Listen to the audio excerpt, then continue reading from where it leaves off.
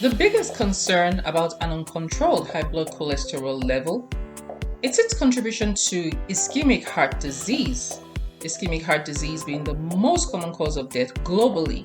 High blood cholesterol is a significant risk factor for this condition. Excess lipids in the form of cholesterol can form deposits on the inner walls of the arterial blood vessels, forming plaques, which harden over time and cause thickening of the arterial walls, a condition known as atherosclerosis. As atherosclerosis progresses, it leads to narrowing of the blood vessels, causing obstruction to blood flow, leading to ischemic conditions whereby tissues such as the heart muscles are starved of oxygen. The same mechanism applies to the blood vessels serving the brain, causing stroke, another condition ranking among the top 3 causes of death globally. For this reason, among many, it is crucial that we are aware of our cholesterol levels.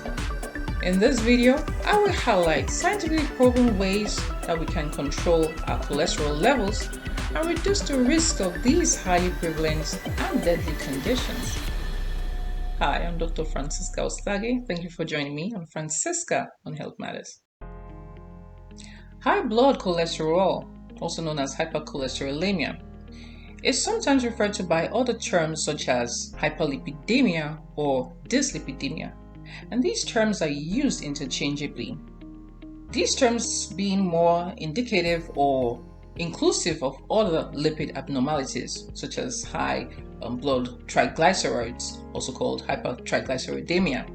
Thus, hypercholesterolemia is a kind of dyslipidemia. Lipids are essential. They are needed for the synthesis of cell membrane, which is crucial for regulating the levels of various molecules moving in and out of the cells. Lipids are also vital for production of certain hormones such as estrogen, testosterone, cortisol.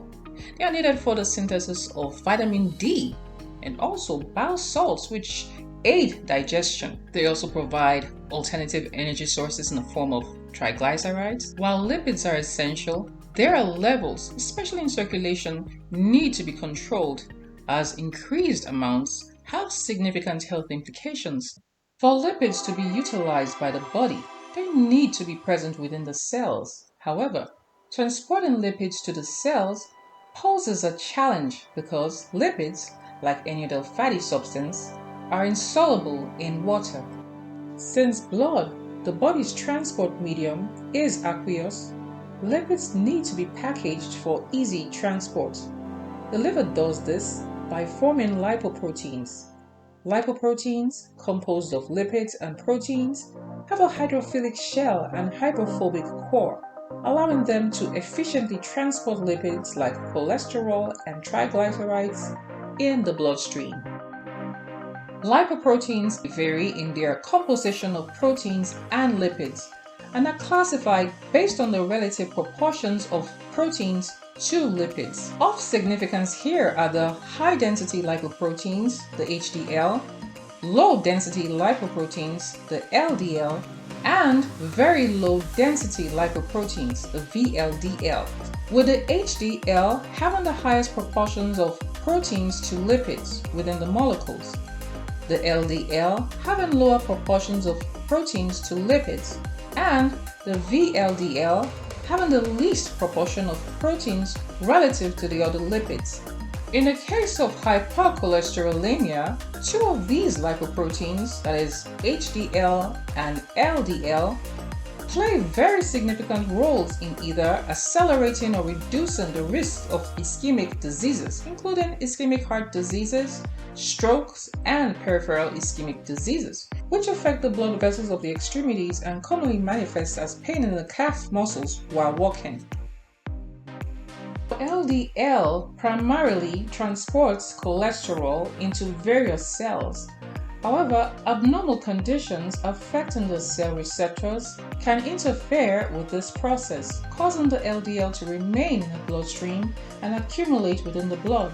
Certain conditions such as diabetes, high blood pressure, and smoking can affect the integrity of the blood vessel lining, thus allowing LDL to seep into the vessel wall, triggering a process which eventually amounts to plaque formation. Plaques harden over time, leading to atherosclerosis, causing narrowing of the vessel space, which compromise blood flow, leading to ischemia of tissues.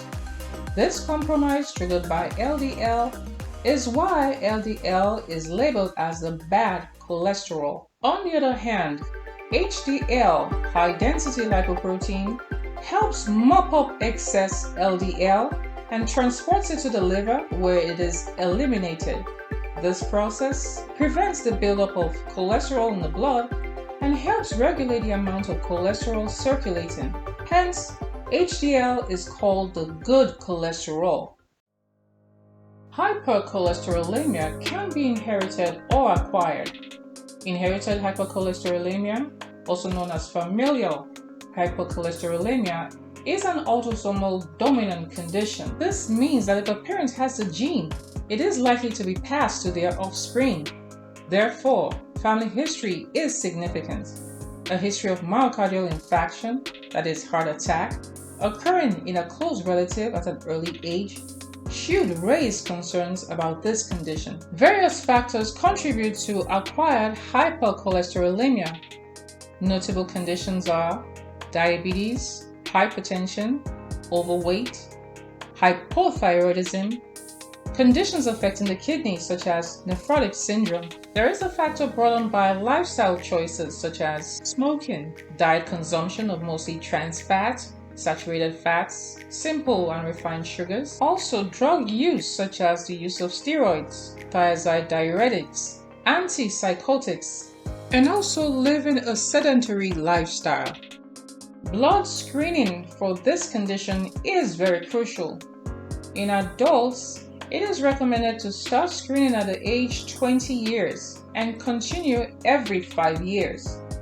Children should be screened once between the ages of 9 and 11. During screening, a desirable fasting lipid panel comprises total cholesterol less than 200 mg per dl, LDL levels less than 100 mg per dl, HDL levels greater than 40 mg per dl, and triglyceride levels less than 150 mg per dl. With elevated levels, diet modification and lifestyle changes will be recommended. Also, there might be the need to institute pharmacological therapy with drugs such as statins. The choice of therapy is at the discretion of the primary care. For diet modification, avoid or minimize consumption of simple and refined sugars, trans and saturated fats, while take advantage of available high-fiber diets and engage in regular exercises, as these have been shown to increase HDL levels. Other foods known to enhance HDL levels include olive oil, whole grains, especially oats and barley, fatty fish such as salmon, mackerel, and sardines, nuts such as almonds, walnuts, avocados, fruits, and berries. It all comes back to eating healthily and living intentionally healthy. And yes, we can take these intentional steps. I hope this awareness helps you in making conscious decisions in controlling your numbers. Thanks for watching. Again, I hope you found this informative and educative. And if you've had, please subscribe. And I'll see you in the next one.